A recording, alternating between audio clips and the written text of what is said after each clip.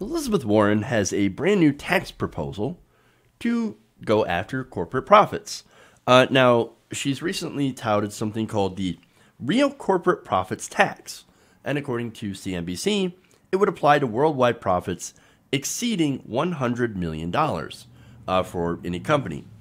Now, Warren wrote in a Medium post published on Thursday that it will make our biggest and most profitable corporations pay more and ensure that none of them can ever make billions and pay zero taxes again. To raise the revenue we need and ensure every corporation pays their fair share, we need a new kind of tax that big companies can't get around. And so far, right now, of course, we have loopholes upon loopholes, offshore tax havens, all sorts of vehicles for corporations to not pay any taxes. Now, the timing was great here because it was just recently reported that 60 of the largest, most profitable companies paid no taxes thanks to the Trump tax cuts. Now, wait a minute. I thought Republicans said we're gonna lower the rates, but we're gonna close all the loopholes. And the corporations, they're gonna pay the same. I mean, they're gonna pay the same rate. And actually, they might actually pay a little bit more. I mean, Donald Trump said, I'm going to lose out on this tax deal. BS. Total BS. Now, two of them were referenced in this policy, and that's Amazon and Occidental Petroleum. Now, Amazon reported $10 billion in profits for 2018, but also noted that they did not pay a cent in taxes. Nothing. Occidental Petroleum reported $4.1 billion in profits, but also paid nothing in federal taxes. Well, that would seem to be a bit of a problem, but a direct result from the Trump tax cuts. Now, Elizabeth Warren's new tax would prevent them and other companies with profits exceeding $100 million from basically zeroing out their tax liabilities. So now, how do they do that? Well, instead of taxable corporate income as defined by the IRS, the 7% surtax would apply to profits companies report to their investors. So now that's smart, right? So now it's easier for them to get away from taxing, to dodge their way out of paying income tax, right? Corporate income tax. So the response is, let's tax your profit. Now, CNBC explains why that there is a good reason to do that. They said because stock values and executive compensation turn on those public reports, corporations don't obscure their real profits to shareholders with the write-offs they use for the IRS. So now those write-offs include large deductions for depreciation, the value of stock options, and overseas tax shelters.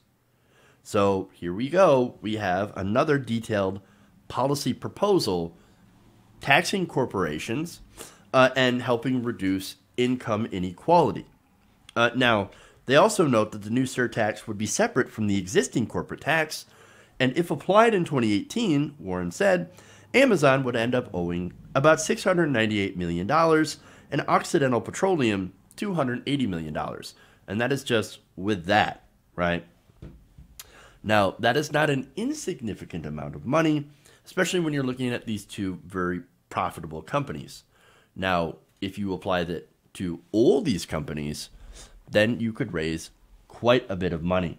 Now, of course, the argument against this is you're likely going to hear about how it's terrible for small business, right? Oh, small business is going to be impacted by this. No, it's not. It's not true. Again, they're focusing on companies that make over $100 million in profit. And Warren aides, University of California, Berkeley economist Emmanuel Saez and Gabriel Zuckman explained that an estimated 1,200 public companies would be subject to the tax if it took effect in 2019. 1,200 companies. Warren also said that she designed it to avoid hitting small businesses or even larger ones that have a bad year. And that actually sounds kind of fair. Now, she's also proposed, along with this, an increase in the estate taxes and a wealth tax on the richest Americans. Now, she wants to use the money from the estate tax to fund affordable housing, which I think is a great idea. Now, the wealth tax would raise about $2.7 trillion over the next 10 years, according to projection, and roughly $700 million from the wealth tax would finance her proposal for universal child care and early childhood education. So that's what she plans to do with it. So now, of all the candidates, Warren continues to put out incredibly detailed policy proposals. She's pretty much even with Bernie Sanders when it comes to putting out bold progressive proposal. I think it's great. Now, she is showing that she is absolutely a policy wonk. I mean, that's her thing. That's her bread and butter. That's what she does. So I actually think it's kind of a shame that more people are not talking about her policies. After all, I think that's the most important thing and literally the best thing that she brings to the table. Okay? In my opinion. She's a terrible campaigner. She's not really exciting as a person. I mean, she's bookish. However, at the same time, I got to give her credit. She does know how to dismantle people when she wants to. Now, I think the biggest mark against her is not backing Bernie Sanders in 2016. A lot of progressives, every time there's a Warren video, you guys point that out. I understand as a fair criticism, right? And also that she might be a little bit of a political opportunist. I've heard that before. And look, I think that's more important than being cringeworthy, having the cringeworthy moments like taking the DNA tests and trying to do the AOC thing on Instagram, drinking a beer. No, just stick to what you know, right? Stick to what you're good at. And that's creating good progressive policy that sticks it to the banks and the corporations on behalf of the American people. Again, the Consumer Financial Protection Bureau, which clawed back millions and millions of dollars, I think billions of dollars, for the American people, the American consumer that corporations ripped off, that will forever be her legacy, right? That is something that she created. And it's unfortunate now that under Mick Mulvaney, it has been absolutely perverted to now help corporations. But look, I'm going to be honest, right? And I know you guys are some of you are probably going to hate me for it, but I actually think that she's a pretty good choice. She'd be my number 2. And I think, why? Because of policy, right? And she sucks on foreign policy. I understand that, right?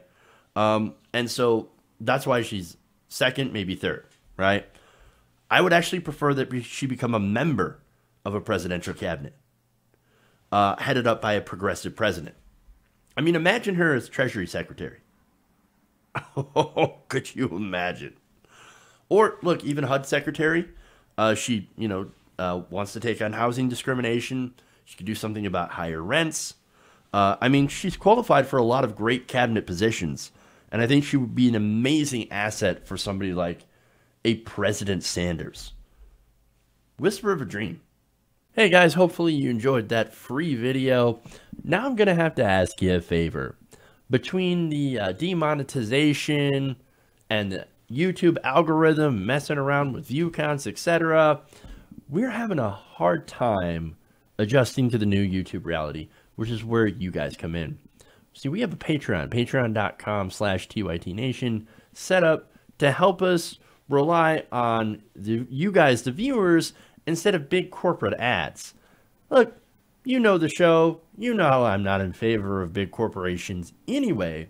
So help us transition away from relying on the ad model to pay the bills and sign up to be a patron, patreon.com/TYTNation. That goes a long way to help us keep the lights on. And you guys will know that you're supporting independent progressive media.